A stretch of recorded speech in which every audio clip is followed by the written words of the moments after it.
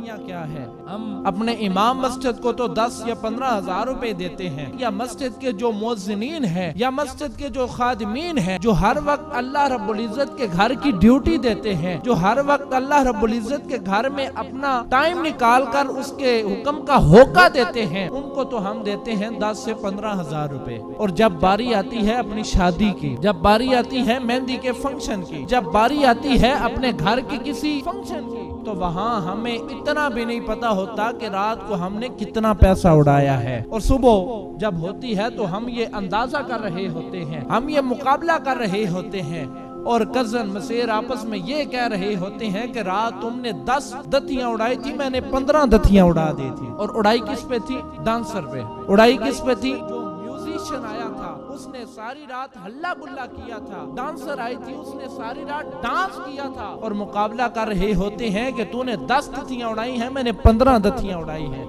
اور پتا چلا کہ رات جب گزر گئی تو فجر کی نماز کا وقت بھی چلا جاتا ہے, اور جو اللہ نے رزق دیا تھا وہ بھی حرام کاموں میں لوٹا دیا ہے. یہ ہماری قوم کا المیہ ہے. اور جب امام مسجد کی باری آتی ہے, جب رب کے گھر کے خادم کی باری آتی ہے, اور جب رب کے گھر میں حاضر ہو کے اس کے نام کا ہوکا دینے والوں کی باری آتی ہے, تو پھر کہتے ہیں اے امام مسجد نو 5,000 روپیہ دے کے فارغ کر دیو. امام مسجد کو آٹا دے دو, تھوڑا سا گندم دے دو, تھوڑے جا دانے دے دیو, اور تھوڑی جی تنخواہ دے دیو, اور انہوں کہو کہ اے دے اتے ہی گزارا کر, ساڑھے انہیں وسائل نہیں ہیں. برادران اسلام, اپنے گریبان میں اگر جھانک کے دیکھیں تو ہمیں پتا چلتا ہے کہ جب بھی کوئی فنکشن آتا ہے, آپ کی اس فالیے میں جب بھی کوئی مشہور میوزیشین آئے گا تو آپ اپنا اندازہ کر لیجئے, وہاں آپ جائیں گے اس کے اوپر دتیاں کی دتیاں اڑا دیں گے, لیکن جب راہ خدا میں خرچ کرنے کی باری آئے گی تو سارے یہ کہیں گے کہ جیب وچ مال ہی کوئی نہیں, ہم تو غریب ہیں, ہمارے تو اتنے وسائل ہی نہیں ہیں. اور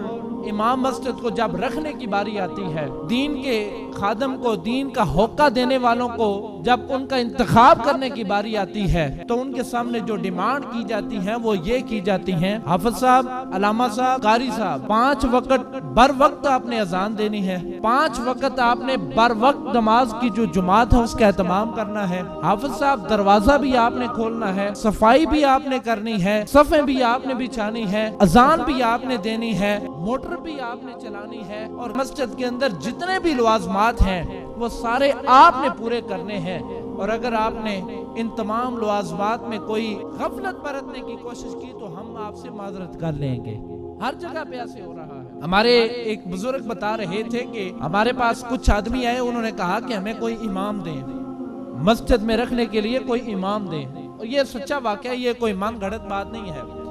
تو وہ بزرگ فرماتے ہیں کہ ہم آپ کو امام دے دیتے ہیں, آپ اپنی ڈیمانڈ بتائیں. انہوں نے کہا جی قاری ان کی آواز بھی اچھی ہو, ان کی تلاوت بھی اچھی ہو, ان کی منزل بھی اچھی ہو,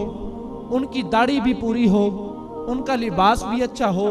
وہ مسجد کے اندر آ کے بر وقت اذان بھی دے دیا کریں, مسجد جو آ کے صفا بھی بچھا دیتا کرن, مسجد جو آ کے موٹر چلا کے پانی بھی پورا کر دیتا کرن. انہوں نے کہا ٹھیک ہے, میں تو اس طرح دا بندہ دے دینا, میرے کو بندے ہیں, تے تسی خدمت کی نہیں کرو گے, آپ خدمت کتنی کریں گے؟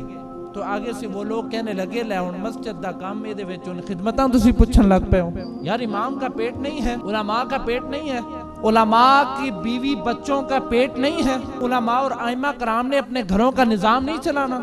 آپ جب کسی میوزیشین کی ڈیٹ لینے جاتے ہیں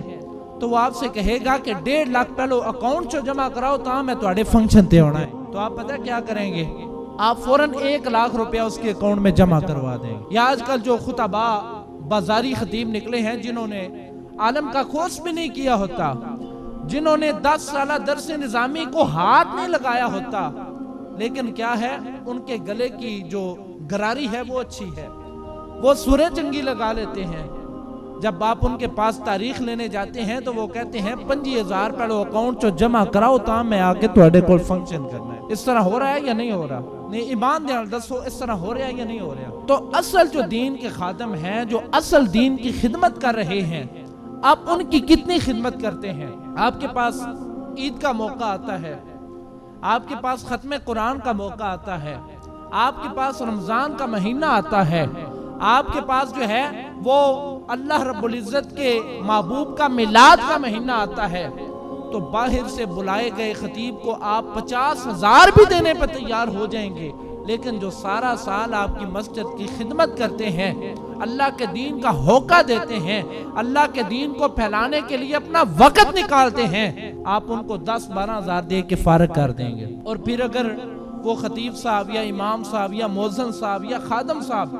اگر مسجد کا دروازہ کھولنے میں تھوڑی تاخیر کر دیتے ہیں تو پھر آپ آسمان سر پہ اٹھا لیتے ہیں۔ پھر آپ کیا کرتے ہیں؟ آج امام صاحب 10 منٹ لیٹ ہو گئے نے، انہوں نے 10.5 منٹ ضائع کر دیتے ہیں، اور اسی رات جب رات کو کسی کی مہندی کا فنکشن ہوگا تو ڈانسر یا میوزیشن نے اگر 9 بجے آنا ہوگا تو ساڑھے جوان 8 بجے جا کے اپنی کرسیاں مل کے بیٹھ آئیں گے، 8 بجے جا کے اپنی پہلی کرسیوں میں پہلی قطار میں بیٹھ جائیں گے، اور ان سے جب کہا جائے گا کہ یار اجے تے 1 گھنٹہ رہ گیا، ڈانسر نے آنا ہے، اجے تے 1 گھنٹہ باقی ہے، میوزیشن نے آنا ہے، اجے تے 1 گھنٹے بعد عاطف اسلم نے آنا ہے، تو وہ نوجوان آگے سے کہے گا یار اگر میری جگہ ملی گئی تو میں ان قریب تو کیوں سنا گا۔ اس میں نماز بھی گئی،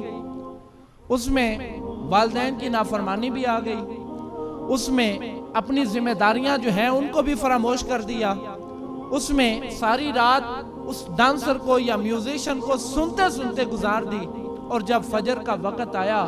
2 بجے یا 3 بجے کا وقت ہوا تو وہ نوجوان جو ہے وہ گھر جا کے کہتا ہے ہون میں سویرے 9 بجے تو پہلو کسی حال آیا تو میں وہ دی چمڑی ادھیر دیا گا۔ وہی نوجوان کہتا ہے کہ 9-10 بجے سے پہلے مجھے کوئی نہ اٹھائے،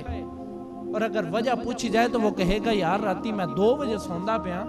میرا اتنا بھی حق نہیں کہ میں صبح 10 بجے تک آرام کر لواں۔ یار تو حج پہ گیا تھا، تو عمرے پہ گیا تھا، تو حضور کے میلاد کی محفل میں گیا تھا